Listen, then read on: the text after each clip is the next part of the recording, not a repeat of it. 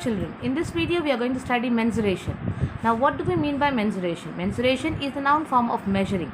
Here we are going to measure different solids, different shapes. First we are beginning with the formula. The formula that we are going to see are here as a match the following. We have to match the formula with the given shape. The first shape is of a rectangle wherein length is A and breadth is B. Now what would be the formula for area of a rectangle? Area of a rectangle we know is length multiplied by breadth, but here the variable given for length and breadth are A and B. Therefore A multiplies B. That is the formula for area of a rectangle. Likewise, the second figure is of a square, and we know that the area of the square is side squared. Therefore it should be something that is squared, but then here the value for the length of the side given is A. Therefore A squared is going to be the formula for area of square, that is A multiplies A. Next we have a figure of a triangle. Now triangle is half the base into height. Here B stands for base and H stands for height. Therefore the area of the triangle is half the base into height. Next we have a parallelogram wherein base is B and H is height, and area of the parallelogram is base multiplies height, therefore B into H. Lastly we have a circle with radius B, and we know that the formula for area of a circle is pi r square, but since the radius is given as B, therefore it would be pi b squared. These are the formula that we are going to apply and find the area or whatever is asked. Now here we have exercise 11.1. Now in exercise 11.1, our first question is, a square and a rectangular field with measurements as given in the figure have the same perimeter. Which field has a larger area? Now here both of them are of same perimeter. That means perimeter of square and perimeter of rectangle are equal. First we'll find the perimeter of the square. Now perimeter of square is 4 times side, that is 4a. Therefore it is going to be 4 multiplies 60, you get 240 meter. But since perimeter of square and perimeter of rectangle are equal, that means twice the length plus breadth is equal to 240 meter. Now here we have length but we don't have breadth. So how do we find breadth? Breadth equals to perimeter upon 2 minus the length, that is 80. So that is going to give us 40 meter. Now 40 is the breadth. But then the question doesn't end there. It asks us which has a larger area, the square or the rectangle. So we have to compare the areas. So to do that, we have to find the area of rectangle and the square. Now here area of square, that is a square, is 60 into 60, that is 60 squared. It is going to be 3600 meter square. Likewise, area of a rectangle is length multiplies breadth, and length is 80 and breadth we found to be 40. Therefore 80 multiplies 40, we get 3200 meter square. Now when we see the areas, we could see that area of square is greater than the area of rectangle. Therefore we could conclude that area square is greater than the area of rectangle, as 3600 is greater than 3200. Mrs. Kaushik has a square plot with measurement as shown in the figure. She wants to construct a house in the middle of the plot. A garden is developed around the house. Find the total cost of developing a garden around the house at the rate of Rs 55 per meter square. Now here we could see the shaded region is the garden, and there is a house sitting on a square plot. The house is rectangular in shape and the plot is square in shape, and we need to find the area of garden which is shaded. So how do we do that? We just have to find the area of square, that is the plot, and then subtract area of rectangle from area of the square, and then whatever we get we have to find the cost using the rate that is given. So first area of square, that is side square, that is 25 into 25, we get 625 meter square. So area of the entire plot is 625 meter square. Now area of rectangle, that is the area of house, is length multiplies breadth, that is 15 multiplies 20. So what we get is 300 meter square. Now we need to find the garden, which is the shaded region. So we subtract the area of rectangle from the area of square. So area square equals to area square minus area of rectangle, that is 625 minus 300, we get 325 meter square. Now the cost, here the rate is given 55 per meter square. So the cost is going to be the area, that is the remaining area, multiplies the rate. So 325 multiplies 555, you get 17,875 as the total cost of creating the garden. Now that's the second question. Now the next question is, the shape of a garden is rectangular in the middle and semicircular at the ends as shown in the diagram. Now here we could see the rectangle which is semicircular at the ends. Now this is the garden, the figure is shown here. Now but then here we have the total length, that is the semicircular areas included, we get 220 meter, and the diameter of the semicircular part is 7 meter and the breadth of the rectangular part is also 7 meter. So the radius of that semicircular part is going to be 7 divided by 2, we get 3.5. So how do we do that? Radius is diameter divided by 2, that is going to be 7 upon 2, that is 3.5. But then the length of the rectangular part has to exclude that radius. Therefore length will be 20 minus 3.5 on the first side, on the left side, and 3.5 from the right side. So 20 minus 7, you get 13, and the breadth we know is 7 meter. Now that is going to be length and breadth. So area of the rectangular part is length multiplies breadth. So you get 13 multiplies 7, that is 91 meter square.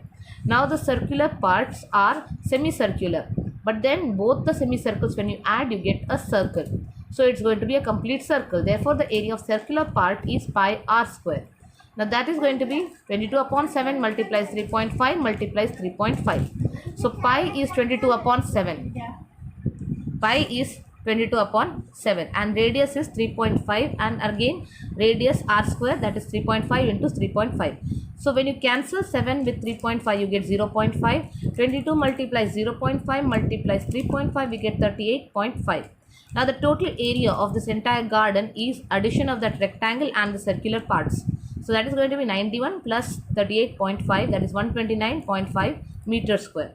Now the next part asks us to find the perimeter of the garden. Now perimeter of the garden will not include the breadth, only the length that we found to be 13. So 13 at the bottom, 13 on the top, both of them gets added, and 2 pi r.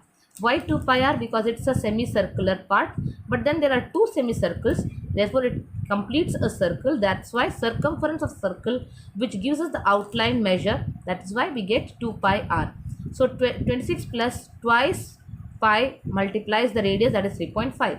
So when you cancel it all, you get 26 plus 22, that is 48 meters.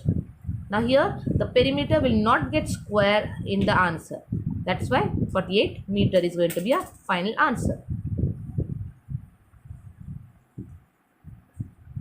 Now the next question, a flooring tile has a shape of a parallelogram whose base is 24 centimeter and corresponding height is 10 centimeter. How many such tiles are required to cover the floor of area 108 meter square? Now here we have to find the number of tiles. Number of tiles required to cover the floor. So that's why what we must do is to find the number of tiles, we divide the area of floor with the area of tile. But then here we could see that the area of the floor is given in meter square, whereas the tile, the measures are given in centimeter. So first step towards solving it should be to change the unit into same one, that is either meter or centimeter. Now since area is given already, so we just have to convert the centimeter into meter. So base 24 centimeter, that has to be converted into meter. So to do that, we divide 24 by 100 and therefore we get 0.24 meter. Height 10 centimeter, so 10 upon 100, that is going to be 0.1 meter. Now the number of tiles, that is area of floor upon area of tile. Therefore 1080 divided by 0.24 multiplies 0.1. Now here we have decimal number, and there are totally 3 numbers after the decimal point. First 2 numbers in 0.24 and 1 number in 0.1. Therefore totally we have 3 numbers after the decimal point. So to remove the decimal, what we have to do is we just add 3 zeros to the numerator. Therefore the decimal point can be nullified. Therefore 1080,000 divided by 24 multiplies 1. Decimal points are removed by adding zeros on the numerator side. So what we get is 45,000 tiles. So that's the answer for the number of tiles.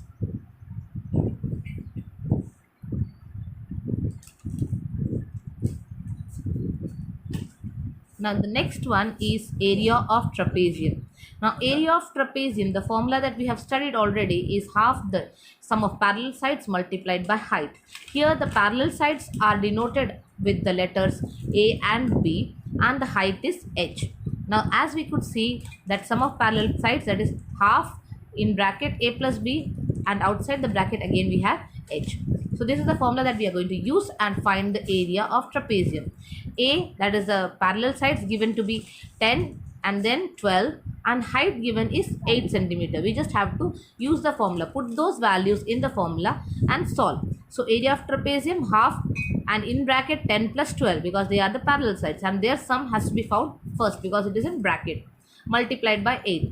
So 1 upon 2 multiplies 22 into 8. So what we get is 88 as our final answer. Now the next question, again area of trapezium. Here the parallel sides measure 20 and 25 centimeter and height is 16 centimeter. So area of trapezium is 20 plus 25 and multiplied by 16. So 20 plus 25 gives us 45. So half into 45 into 16, we get 360 meters square as the final answer. Now next we have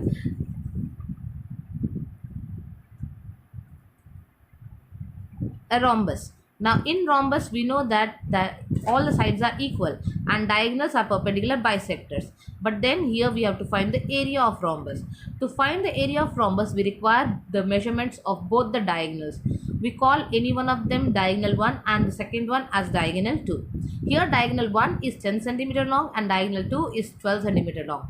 And to find the area of rhombus we just have to multiply the diagonals and divide it by 2. That is half the product of diagonals is going to give us the area of rhombus.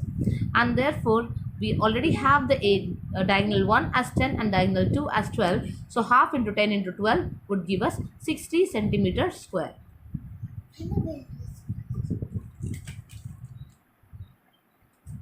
And this is the formula for area of rhombus. And then we have another question wherein diagonal 1 is 40 centimeter and diagonal 2 is 20 centimeter. Both of them are in centimeter. Therefore, our formula for area of rhombus is half the d1 d2.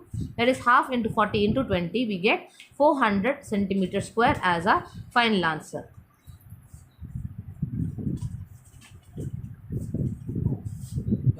Next we are going to see the volumes. Under volume we will see the volume of cube. Now volume of cube, as we have studied earlier, its length cube. Length could be any one of the edges, the measure of the edge. Now then we have length as 10 centimeter. To find the volume of cube, what we would do is we just have to find the cube of 10. The cube of 10 is 1000 centimeter cube. The unit given here is centimeter cube because it is volume, and volume is 3-dimensional. Therefore the unit given is cube, that is centimeter cube. Now the next one, if the length is given to be 9 meter, again volume of a cube is L cube, that is 9 cubed, you get 729 meter cube as the final answer. Now the next one is a cuboid. Now in a cuboid we just have to multiply length, breadth and height and you get your volume. Therefore LBH. Now the formula here we have to apply. Length given is 10 centimeter, breadth given is 5 and height is 4 centimeter.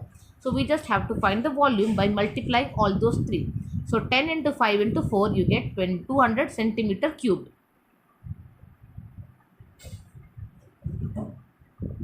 Now next one, again 13, 2 and 5 are length, breadth and height respectively. You have to find the volume. So you just have to multiply all those three. So 13 into 2 into 5 would give us 130 meter cube as our final answer. That's all for now. That's the lesson.